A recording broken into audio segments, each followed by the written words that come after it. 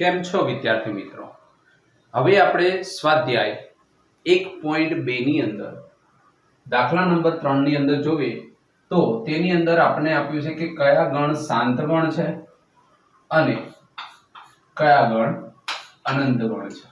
શાંત ગણ કોને કહેવાય? તો જે નિશ્ચિત સંખ્યા હોય કે જે ન વધે કે ન ઘટે તેવી સંખ્યાને શું કહેવામાં આવે? શાંત ગણ. અને જ્યારે અનંત ગણ કોને કહેવાય? કે જે અનંત સુધી ચાલે. બરાબર. તો હવે આપણે અહીંયા જોઈએ તો આપણે એવું કીધું છે કે x અક્ષને સમાંતર રેખા, હવે x અક્ષ આપ્યું હોય એને સમાંતર રેખાનો ગણ તો આપણે ગમે ત્યારે દોરીએ.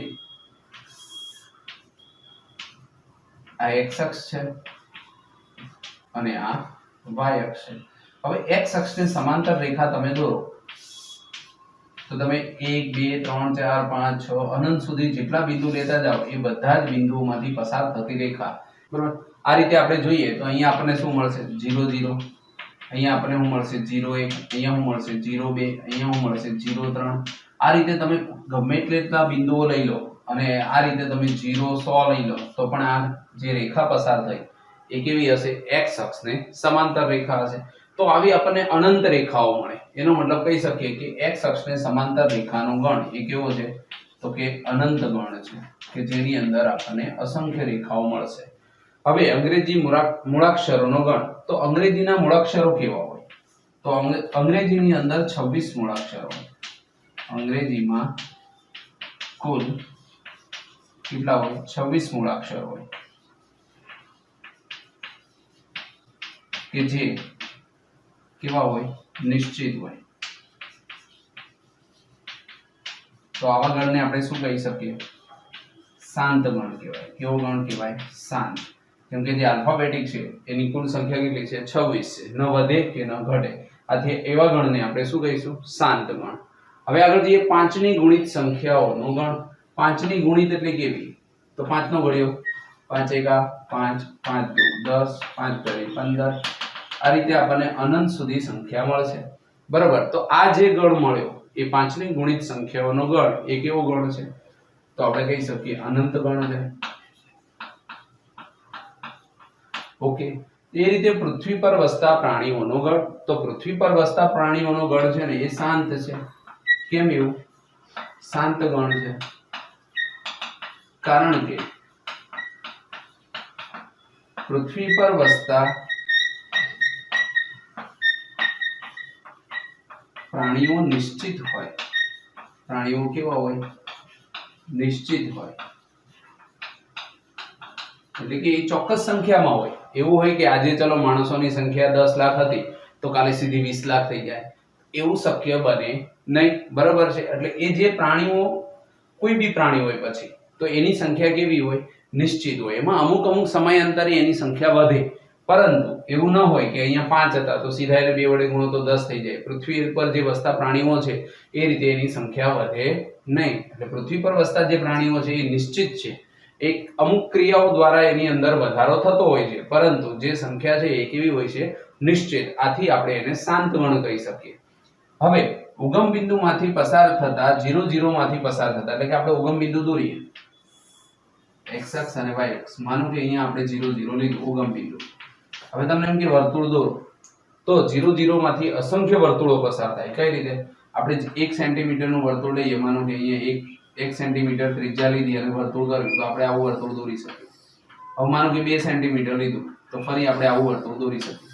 3 સેન્ટીમીટર લીધું તો ફરી આપણે આવું વર્તુળ દોરી શકીએ. તો જેટલા સેન્ટીમીટર વધતા જાય એ રીતે વર્તુળ વધતું જ જાય. બરાબર છે. અને 0 0 માંથી પસાર થતું વર્તુળ અસંખ્ય વર્તુળો આપણે દોરી શકીએ. તેથી આને આપણે શું કહી શકીએ? અનંત ગણ કહી શકીએ. કેવો ગણ કહી શકીએ? અનંત ગણ. આપણે x અક્ષમાં y અક્ષ પછી માઈનસમાં પ્લસમાં ગમે તે બાજુ તમે 0 0 માંથી પસાર થતા અસંખ્ય વર્તુળો દોરી શકો. આને કારણે આપણે એને કેવો ગણ કહીશું? અનંત ગણ કહીશું. બરાબર. એટલે આ રીતે આપણે શાંત ગણ અને અનંત ગણની ચર્ચા કરી. સ્વાધ્યાય 1.2 દાખલા નંબર 4 a બરોબર b છે કે નહીં તે નક્કી કરો.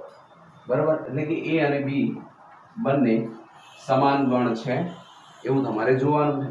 જુઓ a બરોબર a તો આમાં a છે બી તો અહીંયા બી છે, સી તો આમાં સી છે અને ડી તો અહીંયા શું છે ડી. એનો મતલબ કે બંનેની અંદર ઘટકો પણ સરખા છે અને ઘટકોની સંખ્યા પણ કેવી છે સમાન છે. તેથી આપણે કહી શકીએ સમાન ગણની વ્યાખ્યા શું છે કે ઘટકો અને તેની સંખ્યા બંને સમાન હોય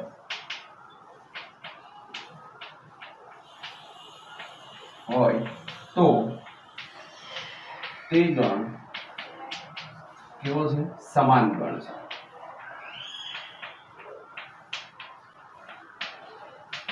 બરાબર છે. એટલે કે આની અંદર ઘટકો a b c d અને ઘટકોની સંખ્યા 4 4 બંનેની અંદર સરખા છે. જુઓ a બરોબર 4 8 12 16 અને b બરોબર 8 4 16 અને 18. તો આની અંદર 4 4 ઘટકો છે, પરંતુ અહીંયા 4 છે, અહીંયા 4 છે, અહીંયા 8, અહીંયા 8, અહીંયા 12, અહીંયા 16, અહીંયા 16 પણ અહીંયા 18 આપ્યા છે અને અહીંયા શું આપ્યું છે 12. તો આ બંનેની અંદર એક એક ઘટક સરખો નથી. એનો મતલબ તમે કહી શકો કે a is not equal to b. a અને b સમાન નથી. b સમાન નથી. ઓકે, હવે આગળ જઈએ. અહીંયા આપ્યું છે a બરોબર 2 4 6 8 અને 10. બરાબર, a તો આપેલો છે. હવે b જોઈએ આપણે તો b ની અંદર શું આપ્યું છે કે x જેમ x એ યુગ્મ ઘન પૂર્ણાંક છે. એનો મતલબ કે ઋણ નહીં, ખાલી ઘન પૂર્ણાંક જ લેવાના છે, એટલે કે પ્લસ વાળી સંખ્યા લેવાની, 0 નહીં જવાનું પણ 1 સુધી. તો 10 થી નાની અને યુગ્મ ઘન પૂર્ણાંક, યુગ્મ એટલે બેકી, 10 થી નાની બેકી સંખ્યા, 10 તો લેવાના જ પણ 10 થી નાની તો 2 4 6 8 અને 10, જેમાં 10 પણ આવે અને 10 થી નાની ખાલી ધન પૂર્ણાંક બેકી સંખ્યા કીધી છે. તો જો a ની અંદર 2 4 6 8 10 અને b ની અંદર પણ 2 4 6 8 10, એટલે કે a બરોબર b સમાન ગણ છે,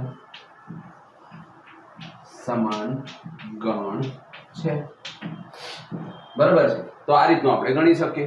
હવે અહીંયા આપ્યું છે a બરોબર x જેમ x એ 10 નો ગુણિત છે.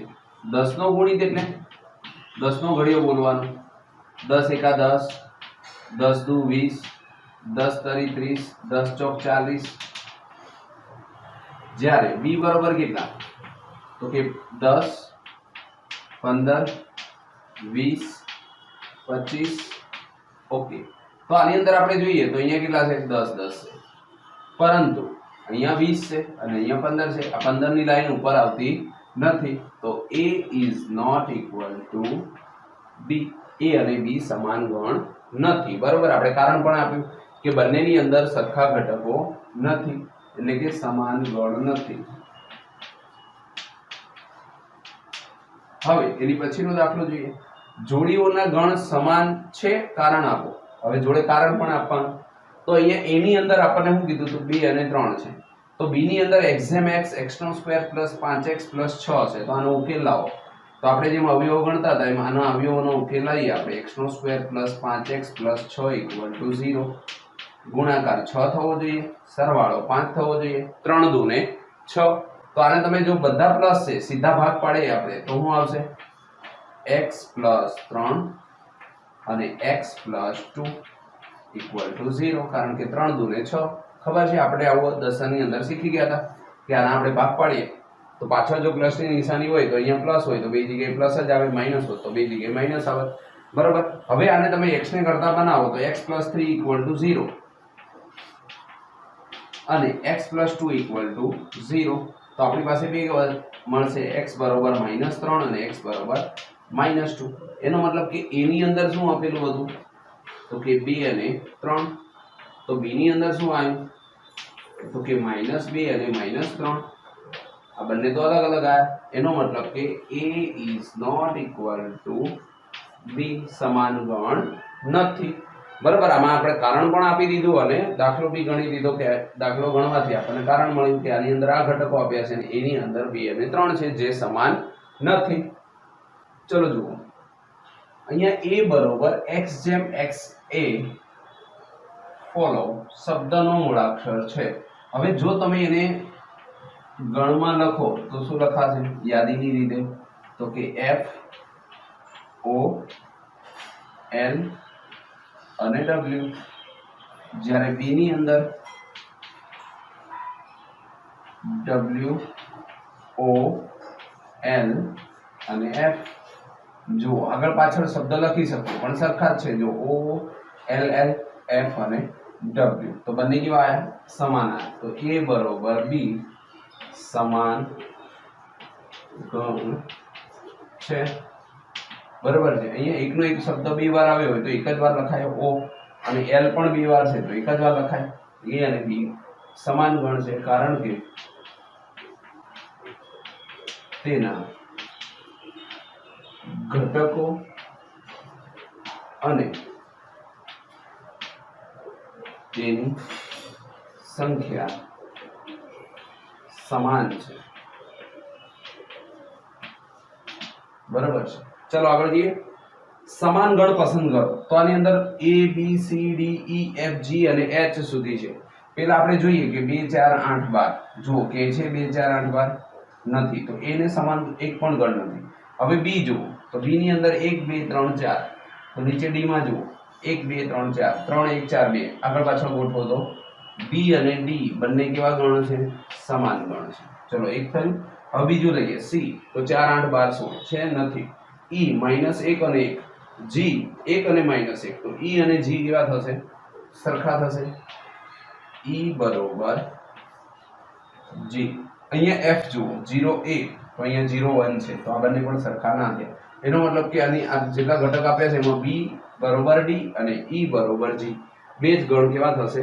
સમાન. ચલો અમુક શબ્દોને શીખીએ આપણે, જેમ કે ઉપગણ. તો ઉપગણ એટલે શું? જેમ આપણે બિલોંગ્સ ટુ શીખ્યા હતા એ રીતે આપણે ઉપગણ પણ શીખી શકીએ. દાખલા તરીકે આપણને કોઈ બે ગણ આપ્યા છે, માનો કે A બરોબર 1 અને 2 અને B બરોબર 1 2 અને 3. તો આનો મતલબ એવો થયો કે A B ની અંદર સમાયેલો છે. તો આ જે શબ્દ વાપર્યો એને શું કહેવામાં આવે? ઉપગણ, અથવા તો આપણે એને સબસેટ કહીએ. કે આ ગણ માટે જ વપરાય કે આ ગણ છે A B ની અંદર સમાયેલો છે. જુઓ 1 અને 2 તો અહીંયા 1 અને 2 છે.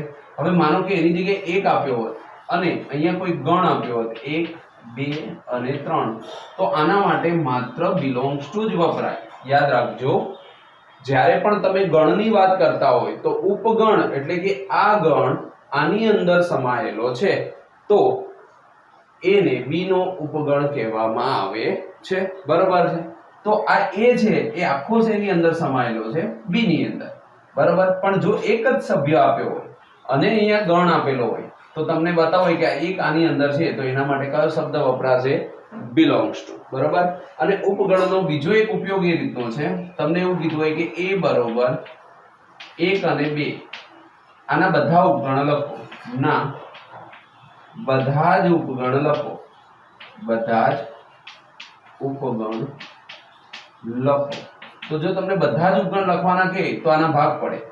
પેલું આવે 5 પછી 1 પછી 2 અને પછી 1 2. એટલે કે તમે ગમે ત્યારે ભાગ પાડશો ત્યારે જે સંખ્યા આપી હોય એ તો આવવાની જ, અને એક 5 એટલે કે ખાલી ગણ.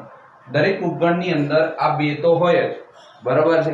એટલે કે તમે ગમે ત્યારે કોઈ પણ ગણના ઉપગણ શોધવા બેસશો ત્યારે પહેલા 5 લખવાનું અને છેલ્લે જે રકમ આપી હોય એ લખવાની. બાકી પછી એક એક અને બબે ની અંદર તમે ડિવાઇડેડ કરી શકો. આને કહેવામાં આવે ઉપગણ શોધ્યા. બરાબર છે. તો ઉપગણની સંખ્યા શોધવા માટેનું સૂત્ર કયું? તો ઉપગણની સંખ્યા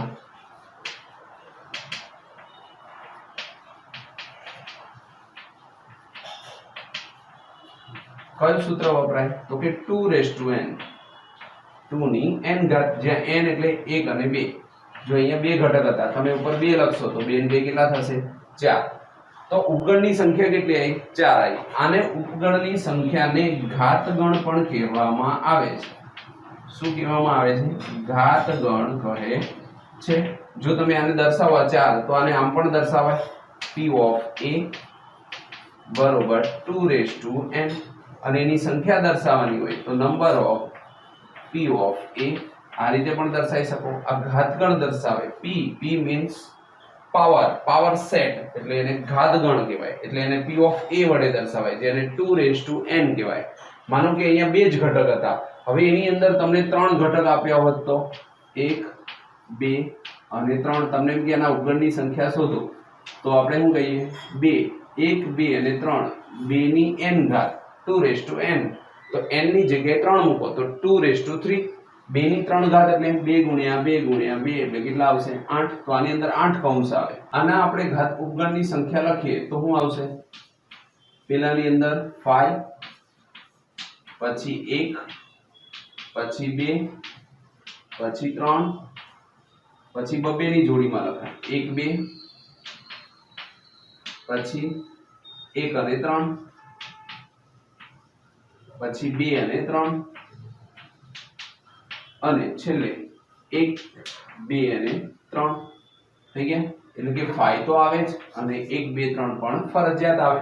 તો આની અંદર સંખ્યા ગણો 1 2 3 4 5 6 7 અને 8 તો એના ઉપગણની સંખ્યા કેટલી થઈ 8 થઈ. તો આ રીતે તમે ઉપગણ લાવી શકો. આની અંદર ઉચિત ઉપગણ કોને કહેવાય? આવો એક ક્વેશ્ચન ક્યારેક MCQ માં પૂછાતો હોય કે ઉચિત ઉપગણની સંખ્યા બરાબર. ઉચિત ઉપગણની સંખ્યા એટલે એની અંદર બે ગણ નહીં લેવાના, એક 5 નહીં લેવાનો અને એક એ જે પોતે 1 2 3 એટલે કે a હોય એ. તો એનું સૂત્ર થશે 2n - 2. માનો કે 8 ઘટક હતા એમાંથી 2 કાઢી નાખો તો કેટલા આવે 6. એટલે ક્યારેક તમને MCQ ની અંદર પૂછાય જાય કે ઉચિત ઉપગણની સંખ્યા શોધવાનું સૂત્ર અથવા તો ઉચિત ઉપગણની સંખ્યા શોધો તો જેટલા ઘટક આપણને મળ્યા હોય ધારો કે 8 ઉપગણ મળ્યા એની અંદરથી 2 કાઢી નાખો એટલે કે 5 અને જે એ પોતે જે ગણ હોય એ. તો જે સંખ્યા વધી એને કહેવામાં આવે ઉચિત ઉપગણ. બરાબર છે. તો આ રીતે આપણે ઉપગણની માહિતી મેળવી. હવે આપણે ઉપગણ અને ઘાતગણ બે વસ્તુની માહિતી મેળવી. હવે આપણે સાર્વત્રિક ગણ વિશે શીખીએ. સાર્વત્રિક ગણ એટલે એને કહેવામાં આવે યુનિવર્સલ સેટ એટલે કે સૌથી મોટામાં મોટો ગણ એને કહેવામાં આવે સાર્વત્રિક ગણ. દાખલા તરીકે જો એમનેમ સમજવા જઈશું તો નહીં સમજીએ. આપણે એનું ઉદાહરણ લઈએ. માનો કે આપણને એક આપ્યું છે u એટલે સૌથી મોટો ઘટક ગણ 1 2 3 4 અને 5. માનો કે કોઈ રકમમાં તમને u બરોબર 1 2 3 4 5 આપેલા છે. હવે એની નીચે તમે કોઈ પણ ગણ લઈ લો ને a છે b છે c છે તો એ બધા આની કરતા નાના આવે. માનો કે 1 2 3 હોય અથવા તો 2 3 4 હોય અથવા તો 1 5 હોય પણ 1 થી 5 થી મોટી સંખ્યા ન આવે. એનો મતલબ કે જેટલા તમને ગણ આપ્યા છે એ બધા જ ગણ એની અંદર સમાયેલા હોય u ની અંદર એટલે એને યુનિવર્સલ સેટ કહેવાય અથવા તો એને શું કહેવામાં આવે છે સાર્વત્રિક ગણ કહેવામાં આવે છે. બરાબર. એટલે u એટલે સૌથી મોટો ગણ. હવે જો તમને આને વેન આકૃતિમાં દર્શાવવાનું કીધું હોય તો તમે એવી રીતે કહી શકો કે આ એક છે આ જે બોર્ડ છે આને આપણે શું કહી શકીએ u કહેવાય. શું કહેવાય u. આની અંદર ગમે એટલા ઘટકો તમે લખો એ બધા સમાય. વેન આકૃતિને કોઈ પણ રકમને તમે વેન આકૃતિથી પણ દર્શાવી શકો અને સૂત્રથી પણ દાખલો ગણી શકો. માનો કે આની અંદર તમને a આપ્યો હોય u એટલે 1 થી 5 છે અને એમ કે a ને વેન આકૃતિમાં દર્શાવો તો આપણે શું દર્શાવશું a ની અંદર કેટલા ઘટકો 1 2 અને 3 પણ u ની અંદર તો કેટલા હતા 5 તો 4 અને 5. એનો મતલબ કે a ની અંદર 1 2 3 છે જ્યારે u ની આખા u ની અંદર u એટલે આખું બોર્ડ ની અંદર કેટલા છે તો કે 4 અને 5 એટલે સમતલ થઈ ગયું. u એટલે આખું બોર્ડ અથવા તો સાર્વત્રિક ગણ. બરાબર. એની અંદર આ બધા ઘટકો સમાયેલા છે. જો b કીધું હોત તો અહીંયા 2 3 4 આવત અને 1 અને 5 12 આવત. આ રીતે તમે વેન આકૃતિથી પણ દર્શાવી શકો છો. ચલો જુઓ યોગગણ. યોગગણ એટલે શું? તો એમાં હોય અથવા બી માં હોય તેવા તમામ ગણો તમામ ઘટકોના ગણને a યોગ બી કહે છે, બરોબર। આ વચ્ચે જે આમ કરીએ આપણે આને શું કહીએ યુ, આ યુ છે, યુ એટલે યોગ ગણ, અને આની પહેલા આપણે શીખ્યા હતા એ સાર્વત્રિક ગણ હતો કે જેની ઉપર આ રીતે લખાય, એટલે એને સાર્વત્રિક ગણ કહેવામાં આવે અને આને યોગ કહેવામાં આવે। યોગ એટલે એની અંદર અને બી ની અંદર રહેલા દરેક સભ્યોને લઈ લેવાનું, એને શું કહેવામાં આવે યોગ, એટલે કે એમાં હોય અથવા બી માં હોય, બંનેની અંદર જે ભેગા હોય એ બધાને આમાં ભેગા કરવામાં આવે તો એને કહેવામાં આવે એ યોગ બી, બરાબર। જો એ યોગ બી અને વંચાઈશું એ યોગ બી, બરાબર। આ જે લખ્યું છે એને તમે એ યોગ બી વાંચી શકો। હવે દાખલા તરીકે આપણે ઉદાહરણ લઈએ,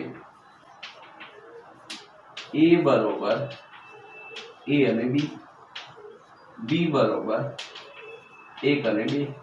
હવે તમને એમ કે એ યોગ બી લખો તો એ યોગ બી, તો એ ની અંદર જોવાના તો એ અને બી ની અંદર જોવાના 1 અને 2, આ બંનેને ભેગા કરી દો તો શું મળી જાય એ યોગ બી, 1 2 એ અને બી થઈ ગયું। તો આને શું કહેવામાં આવે એ યોગ બી। હવે જો તમને વેન આકૃતિ દોરવામાં કહેવામાં આવે તો વેન આકૃતિ આપણે દોરીએ તો આ બંનેની અંદર અલગ અલગ ઘટક છે। જો આની જગ્યાએ તમે કોઈ બીજો ઘટક લીધો હોત કે માનો કે અહીંયા તમને 1 આપી દીધો હોત અને એવું કીધું હોય કે એ યોગ બી, તો પણ આ જ થાય એ બી, બંનેમાં શું આવ્યું 1 1 અને અહીંયા શું આવ્યું 2। હવે માનો કે તમે વેન આકૃતિ દોરો છો, બરાબર છે, તો એની અંદર એ અને બી બે ઘટક આવે, અહીંયા એ આવે અને અહીંયા શું આવે બી, પણ બંનેની અંદર એક કોમન ઘટક છે, કયો છે 1, તો એને વચ્ચે 1 લખવાનું।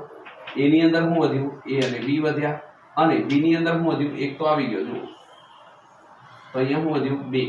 પણ એ યોગ બી એટલે બધું જ લઈ લેવાનું, એટલે એની આકૃતિ જ્યારે દોરો ત્યારે આ રીતની દોરાય, તો આને કહેવામાં આવે એ યોગ બી, બરાબર। શું કહેવામાં આવે તો કે એ યોગ બી, એટલે કે એ અને બી ના દરેક સભ્યોને એક સાથે લખી નાખો। એકનો એક સભ્ય બે વાર ના આવવો જોઈએ, અહીંયા 1 હતો અહીંયા 1 હતો, તો આપણે શું કર્યું એકને વચ્ચે લખ્યો, તો આ રીતનું જે બને એને કહેવામાં આવે યોગ ક્રિયા। એટલે કે એ અને બી ના બધા જ સભ્યોને લઈ લેવાના, યોગ એટલે બધાને ભેગા કરો, એને શું કહેવાય યોગ કર્યો, એટલે કે બધાને ભેગા કરો, એ અને બી ના બધા જ ઘટકોને ભેગા કરો એને કહેવામાં આવે યોગ, એટલે કે એ યોગ બી। ચાલો જુઓ, હવે એ યોગ બી અને બી યોગ એ ક્રમનો નિયમ, એનો મતલબ શું, તો જો આપણને આપ્યું હોય કે એ બરોબર માની લો કે 1 અને 2 આપ્યા છે અને બી ની અંદર આપ્યું છે 2 3 4। હવે તમને એવું કહે કે એ યોગ બી, તો કે એ યોગ બી, એનો મતલબ કે એ અને બી, તો 1 2 3 અને 4, જો બે અહીંયા છે અને અહીંયા છે તો એક જ વાર લખાય। હવે તમે એને ઊંધું લખો બી યોગ એ, તો પણ એ થાય, બી ના બધા ઘટકો અને એના બધા ઘટકો, તો પણ શું લખાય 1 2 અને 3 અને 4। એટલે કે યોગની અંદર ક્રમના નિયમની અંદર સરખો જ જવાબ આવે। તમે એ યોગ બી લખો તો બી એ આવશે અને બી યોગ એ લખશો તો પણ શું આવશે એ જ આવશે, એટલે કે એમાં ક્રમના નિયમનું પાલન થાય છે। હવે જૂથનો નિયમ યાદ રાખો, જૂથનો નિયમ ગમે ત્યારે આવશે ત્યારે એમાં બધી નિશાની એક સરખી હોય। ધારો કે તમે આવી રીતે લખો છો કે એ બી સી, બરોબર એ બી અને સી, જો તમે અહીંયા વચ્ચે યોગ મૂકી દો યોગ યોગ, હવે આમાંથી એ ને બહાર કાઢી નાખો અને આમાંથી સી ને બહાર કાઢી નાખો, તો આ તમારો નિયમ થઈ ગયો એ યોગ બી યોગ સી। અમે એ બહાર કાઢો, હવે જો એને કૌંસમાં લેશો તો પાછળ સી નીકળી જશે, આ ડાબા થઈ ગયા અને આ જબા થઈ ગયા। આને હવે તમે સાબિત કરો તો તમને બંને સાઈડ જવાબ કેવો આવે એક જ સરખો આવે। જોઈએ, માનો કે એ બરોબર તમને કોઈ કિંમત આપી છે 1 2 3 અને 4, બી ની કિંમત આપી છે 2 3 અને 5 અને સી ની કિંમત આપી છે 1 અને 2, બરોબર છે। હવે ડાબી બાજુ લઈએ આપણે, તો આપણે શું આપ્યું છે એ યોગ બી યોગ સી, તો સૌપ્રથમ તમારે શું શોધવું પડે બી યોગ સી શોધવો પડે, તો બી યોગ સી। હવે બી અને સી ના ઘટકો જોવાના, તો બી ની અંદર શું આપ્યું હતું 2 3 5 અને સી ની અંદર કેટલા આવ્યા હતા 1 અને 2, બંનેને ભેગા કરો તો કેટલા આવશે 1 2 3 અને 5 થઈ ગયું। હવે તેનો કોની સાથે યોગ કરવાનો છે, તો કે એ યોગ બી યોગ સી, બરોબર એ એટલે કેટલા 1 2 3 4 અને બી યોગ સી કેટલા આયા 1 2 3 5, બધાને ભેગા કરશો તો શું આવશે 1 2 3 4 અને 5. જો અહીંયા 1 2 3 4 અને આની અંદર 1 2 3 5, તો 5 અલગ આવ્યા. 1 2 3 તો હતા, 4 અહીંયા અને 5, એટલે બધા ભેગા કરો તો કેટલા આવ્યા? 1 2 3. આ ડાબી બાજુ આવી. હવે આપણે શું જોઈએ છે? તો કે જમણી બાજુ એટલે કે જબા. તો એની અંદર આપ્યું છે a યોગ b અને પછી c છે. a યોગ b યોગ c. તો પહેલા શું શોધવું પડે? a યોગ b. a યોગ b એટલે તમારે ખાલી a અને b નો યોગ કરવાનો. તો 1 2 3 4 2 3 5 એટલે બધા જ લઈ લેવાના. તો એનો મતલબ શું આવશે? 1 2 3 4 અને 5. હવે એનો કોની હારે યોગ કરવાનો છે? c સાથે. a યોગ b ની રકમ લેવાની અને યોગ c લેવાનો. તો a અને a યોગ b લેશો તો 1 થી 5 અને c ની અંદર 1 2 એ તો આમાં સમાયેલા છે. તો ફરીવાર શું આવશે? 1 2 3 4 અને 5. તો તમે જોઈ શકો જેટલા ડાબા હતા એ જ શું આવ્યું? જબા આવ્યું. તો આ રીતે તમે જૂથનો નિયમ પણ ગમે ત્યારે સાબિત કરી શકો છો. પછી એકમ ઘટકનો નિયમ છે તે a યોગ phi. a મોટો છે, એની અંદર કોઈ પણ ઘટક હોય 1 અને 2. phi એટલે કઈ નહીં, બંનેનો યોગ કરો તો 1 2 એમાં phi ઉમેરો. phi એટલે તો કઈ નથી. તો એનો જવાબ શું આવે? એનો એ જ આવે, કેમ કે phi તો કઈ છે જ નહીં. phi ની અંદર એક પણ ઘટક ના હોય. તો a નો phi સાથે યોગ કરવામાં આવે તો શું આવે? એ આવે. બધા ઘટક લઈ લેવાના. એનો મતલબ a ની અંદર એ બધા લેવાના. phi તો phi માં તો કઈ છે જ નહીં. એનો મતલબ આવશે a. a યોગ a એટલે એની અંદર હોય એ જ એની અંદર, એનો મતલબ એ સ્વયંઘાતી નિયમ કહેવાય.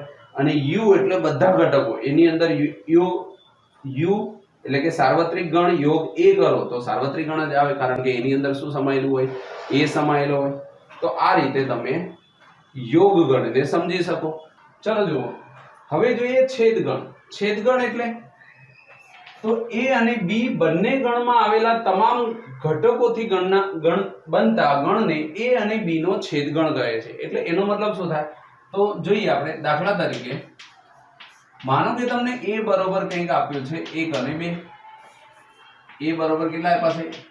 1 અને 2. અને b બરોબર આપ્યા છે 2 અને 3. તો હવે જો તમે a છેદ b કરશો તો તમારી પાસે શું આવશે? અહીંયા પણ 2 છે અને અહીંયા 2 છે. તો એનો મતલબ કે a છેદ b બરોબર કેટલા આવશે? 2. બરોબર. છેદ એટલે સરખા સરખા, યોગ એટલે બધા. અહીંયા યાદ રાખવાનું, આને શું કહેવાય? છેદ. કે a અને b બંને ગણમાં આવેલા, જો તમે જુઓ બંને ગણમાં આવેલા તમામ ઘટકો એટલે કે બંનેની અંદર સરખા સરખા હોય એ જ લેવાના, એને કહેવાય a છેદ b. બરાબર. એટલે કે a ની અંદર જો 1 અને 2 હોય અને b ની અંદર 2 3 હોય તો a છેદ b બરાબર કેટલા આવશે? 2. બરાબર. એ જ રીતે હવે આપણે આગળ જોઈએ તો એના ઘણા બધા ગુણધર્મ, જેમ કે a છેદ b b છેદ a. જો તમે a છેદ b કરો તો એ સરખા સરખા 2 જ આવશે, અને b છેદ a કરો તો એ સરખા સરખા 2 જ આવશે. એટલે ક્રમના નિયમનું પાલન જેમ યોગની અંદર થતું હોય એવી રીતે આની અંદર પણ ક્રમના નિયમનું પાલન થાય છે. એ જ રીતે જો જૂથનો નિયમ જોઈએ તો a છેદ b, જે પેલામાં જેમ યોગ લખતા હતા એમાં આની અંદર તમે a છેદ b છેદ c, પછી a ને બહાર કાઢી નાખો અને c ને અંદર લઈ લો, a છેદ b છેદ c. આવી રીતે લખાય. આ આપણા જૂથનો નિયમ છે. યાદ રાખો, જૂથના નિયમની અંદર હંમેશા નિશાની સરખી જ આવે. પછી ગુણાકાર હોય, સરવાળો હોય કે યોગ અને છેદ હોય. બરાબર. ભાગાકાર અને બાદબાકી માટે ક્યારે પણ ક્રમનો નિયમ કે જૂથનો નિયમ લાગુ પડે નહીં. હવે phi છેદ a બરાબર phi, પેલામાં શું આવતું હતું? phi છેદ યોગ a બરાબર a આવતો હતો. આમાં કેમ phi આવ્યો? phi એટલે એક પણ ઘટક નહીં. અને a જો અહીંયા આપણે જોઈએ તો a ની અંદર કેટલા ઘટક? તો કે 1 અને 2. અને phi એટલે એક પણ ઘટક નહીં. તો હવે a છેદ b a છેદ phi કરો, એનો મતલબ કે આની અંદર બંનેમાં સરખા હોય ને તો જ કંઈક આવે, જ્યારે આની અંદર તો કંઈ નથી. એનો મતલબ શું આવ્યો? a છેદ phi બરોબર phi. હવે આપણને એવું કીધું u છેદ a બરોબર a.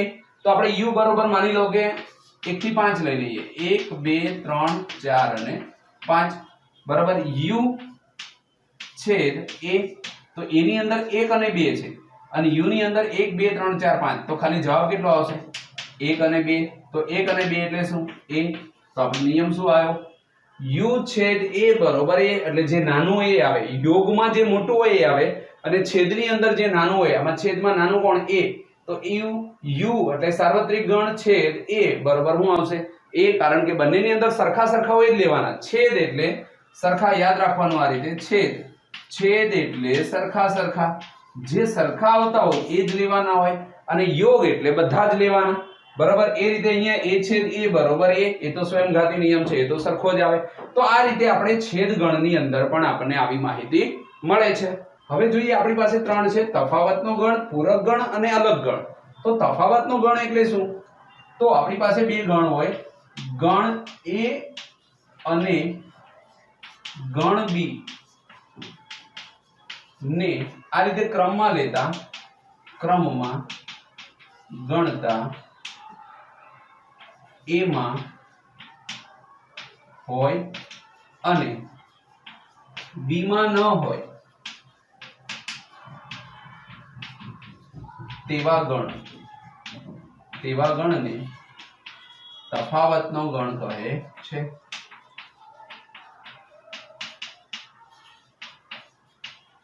હવે જોઈએ, આનું આપણે ઉદાહરણ લઈએ તો જ આપણને ખબર પડે કે ગણ a અને ગણ b ને ક્રમમાં લઈએ. ક્રમમાં એટલે a - b, પણ a બરોબર આપણે કંઈક લઈએ તો a ની કિંમત માનો કે આપણે લઈએ 1 2 3 4 અને b ની કિંમત લઈએ 2 4 5 6. માનો કે આપણે બે ગણ લઈ લીધા કોઈ બી, દાખલા તરીકે. આ તો આપણે ખાલી ઉદાહરણ આપ્યું એટલે આપણને ખબર પડી જાય તરત કે a ની અંદર 1 2 3 4 અને b ની અંદર 2 4 5 6. તફાવતનો ગણ એટલે શું ખબર? બાદબાકી.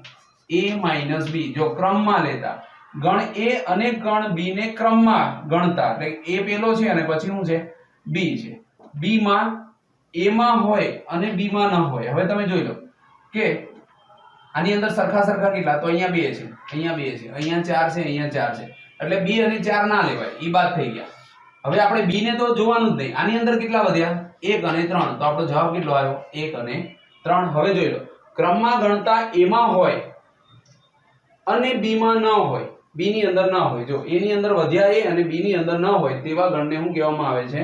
તફાવતનો ગણ કહે છે. એટલે કે a માં હોય, એમાં જે વધ્યા, b ની અંદર જે સરખા સરખા હતા ને, આપણે સિમ્પલ ભાષામાં શીખીએ તો a અને b ની અંદર જે સરખા હોય એ નહીં લેવાના. જેમ કે અહીંયા 2 હતા, અહીંયા 2 હતા, 4 હતા 4, એટલે 2 અને 4 બાદ થઈ ગયા. હવે પેલો જે હતો a, તો એની અંદર જે વધ્યા હોય ને એ લખવાના. એને કહેવામાં આવે તફાવતનો ગણ, બરાબર. આને કહેવાય a - b. ઓકે, તો આની જ્યારે આપણે પેલું વેન આકૃતિ દોરીએ તો જ્યારે દાખલાની ગણતરી કરવાની હોય, જો વેન આકૃતિથી તમને આવડતું હોય ને તો તમે ડાયરેક્ટ દોરી શકો. જો અહીંયા આપણે લખીએ કે u સાર્વત્રિક ગણ લઈએ, પછી અહીંયા a અને અહીંયા b છે. હવે આની અંદર સરખા કેટલા? તો આપણને એમ કીધું છે કે આપણે a - b લાવવું છે. શું લાવવું છે? a - b. એનો મતલબ કે a અને b બંનેની અંદર સરખા કેટલા હતા? 2 અને 4. આની અંદર શું હતું? 5 અને 6. અને આની અંદર શું વધ્યું? 1 અને 3. તો a - b એટલે શું ખબર છે? તો ખાલી આટલો જ ભાગ, આને શું કહેવામાં આવે? a - b, બરાબર. જો a - b એટલે શું વધ્યું? 1 અને 3. તો જ્યારે આકૃતિથી ગણવામાં આવે તો તમારે આવી રીતે યાદ રાખવું પડે કે a - b નો મતલબ શું થાય છે? તો આટલો જ ભાગ ખાલી થતો હોય છે. આને આપણે કહી શકીએ a - b. ચલો જોઈએ પૂરક ગણ. તો પૂરક ગણ કોને કહેવાય? તો એની વ્યાખ્યા એવી છે કે પૂરક ગણ, તેની વ્યાખ્યા આપણે લખીએ તો ગણ a માં ન હોય અને u માં રહેલા તમામ ઘટકોને પૂરક ગણ કહે છે. એકદમ સિમ્પલ છે. જો ગણ a માં ન હોય અને u માં રહેલા તમામ ઘટકોને શું કહેવામાં આવે? પૂરક ગણ. દાખલા તરીકે u બરોબર આપણે લઈએ 1 2 3 4 5 અને a ની કિંમત લઈએ 1 અને 2. થઈ ગયું.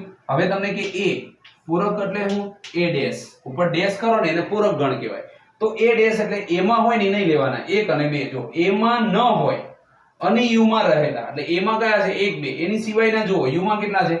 તો કે 3 4 અને 5. તો a ડેશ એટલે કેટલા થશે? તો કે 3 4 અને 5, બરાબર. ડેશ કોને કહેવાય? કે જે a નો ડેશ, તો એની અંદર કેટલા ઘટક છે? 1 અને 2. તો એ નહીં જોવાના. ગમે ત્યારે પૂરક ગણ હોય તો તમારે યુનિવર્સલ એટલે કે u આપેલો હોય તો 1 અને 2 નહીં લેવાના. એની સિવાયના કેટલા આયા? 3 4 5. તો a ડેશ કોને કહેવામાં આવે? તો કે 3 4 અને 5. એની અંદર જે ઘટક હોય એની સિવાયના ઘટકોને શું કહેવામાં આવે? a dash. હવે આની અંદર નિયમ પણ એવો છે કે a ડેશ છે એનો ફરીવાર ડેશ કરશું ને એટલે શું આવશે? તો જો 3 4 5 આનો ફરીવાર ડેશ કરો ને તો જેનો ડેશ કરીએ એની સંખ્યા નો લેવાય, એટલે કે 3 4 5 નહીં લેવાના, એની સિવાયની 1 2, તો ફરીવાર શું આવી જશે? a. એટલે કે ડેશ નો ડેશ કરો તો ફરીવાર મૂળ પદ જ આવે. બરાબર, આને શું કહેવામાં આવે? પૂરક ગણનો નિયમ. હવે ફરીવાર એવું લઈએ કે a યોગ a ડેશ, બરાબર, બંનેનો યોગ કરો ને તો આપણને શું મળશે? u મળશે. શું મળશે? u. a યોગ a ડેશ કરો તો શું મળશે? u મળશે. અને a છેદ a ડેશ કરીશ તો શું મળશે? 5 મળશે. બરાબર, a છેદ a ડેશ કરીશ તો શું મળશે? 5. અને a યોગ a ડેશ કરીશ તો શું મળશે? u મળશે. આ બધા એના નિયમો છે. જ્યારે તમે કંઈક દાખલા ગણતા હો કે MCQ સોલ્વ કરતા હો તો આ નિયમો તમને કામ લાગશે. બરાબર, a છેદ a ડેશ એટલે એમાં હોય ને a ડેશ માં ના હોય, કારણ કે ડેશ એટલે a સિવાયની સંખ્યા. તો આ બંનેનો છેદગણ કરો ને તો 5 થઈ જાય, અને બંનેનો યોગ કરો ને તો બધી જ સંખ્યા આવી જાય. એનો મતલબ u આવે. જો 1 2 3 4 5 આ a અને a ડેશ નો યોગ કરો તો u આખો આવી જાય, એટલે કે 1 2 3 4 5. બરાબર છે, u એટલે સાર્વત્રિક ગણ. બરાબર, આ રીતે આપણે પૂરક ગણનું શીખી શકીએ. જો પૂરક ગણની વેન આકૃતિ દોરીએ આપણે, વેન આકૃતિ, તો શું આવશે? તો આખો u છે, તો વેન આકૃતિ સમજો તો u, અને એની અંદર તમને શું આપ્યો છે? a. માનો કે શું આપ્યો છે? a. a એટલે કેટલા? 1 2. તો આની સિવાયના ઘટકો હોય ને એને શું કહેવામાં આવે? ડેશ. એટલે કે ખાલી a નહીં લેવાનો, a સિવાયના u ની અંદર રહેલા બધા ઘટકોને શું કહેવામાં આવે? a dash. એટલે કે a એટલે 1 2 એની સિવાયનો એ a ડેશ. તો આ રીતે જ્યારે કરો ત્યારે a સિવાયની બધી જ સંખ્યાને શું કહેવામાં આવે? a ડેશ કહેવામાં આવે છે. હવે જો અલગ ગણ, અલગ ગણ કોને કહેવાય? તો જ્યારે ગણ a અને ગણ b બંને ની અંદર ઘટકો ભિન્ન હોય તો તેને અલગ ગણ કહે. જેમ કે આકૃતિ દોરીએ તો આપણને ખબર પડે કે a ની અંદર અને b ની અંદર અલગ અલગ ઘટકો છે. a ની અંદર એ અલગ છે અને b ની અંદર પણ કેવા છે? અલગ ઘટકો છે. જેમ કે આપણે લઈએ કે a બરોબર ab અને b બરોબર 1 2 3. તો જો આની અંદર ab છે, આની અંદર અહીંયા a અને ઇન્ટુ b છે, અને અહીંયા 1 2 અને 3 છે. તો બંનેની અંદર અલગ અલગ ઘટકો છે. એનો મતલબ કે બંને કેવા છે? ઘટકોની દ્રષ્ટિએ ભિન્ન છે. એટલે આપણે કહી શકીએ કે બંને અલગ અલગ ગણ છે. તો આ રીતના જેટલા ઘટકો અને આપણે ગણ શીખવાના હતા એ આપણે શીખ્યા. ચલો જોઈએ હવે નિયમો જોઈએ. જેમ કે વિભાજનનો નિયમ. વિભાજનનો નિયમ. તો વિભાજનની નિયમની અંદર કેવું હોય કે વિભાજન થતું હોય, એક કૌંસનું બે કૌંસમાં વિભાજન થતું હોય તો એને શું કહેવામાં આવે? વિભાજનનો નિયમ. જેમ કે a પેલું આપણે જોઈએ તો આવું આવશે: યોગનું છેદ પર વિભાજન. યોગનું છેદ પર વિભાજન. તો a યોગ b છેદ c. જો યોગનું છેદ પર વિભાજન. હવે આનું વિભાજન કરો ને તો શું થાય? a યોગ b, a યોગ b, a યોગ c, a યોગ c. વચ્ચેની નિશાની છે છેદની. તો જો થઈ ગયું a યોગ b છેદ, a યોગ b છેદ. અહીંયા લગી બધું જ લાઈન સર લખી નાખો. અને ફરીવાર a યોગ c. ઓકે, તો આ યોગનું છેદ પર થાય. એ રીતે છેદનું યોગ પર વિભાજન કરીએ, યોગનું છેદનું યોગ પર વિભાજન, તો શું આવશે? તો જોઈએ તો a છેદ b યોગ c. તો a છેદ b, a છેદ b યોગ, જો a છેદ b યોગ a છેદ c, a છેદ c. બરાબર, a છેદ b યોગ a છેદ c. તો આ રીતે તમે છેદનું યોગ પર અને યોગનું છેદ પર વિભાજન, આ સૂત્ર છે, આ આપણે યાદ રાખવાના. પછી એ રીતે ધ મોર્ગનનો નિયમ આવે. ધ મોર્ગનનો નિયમ. બરાબર, આમાં બે નિયમ છે.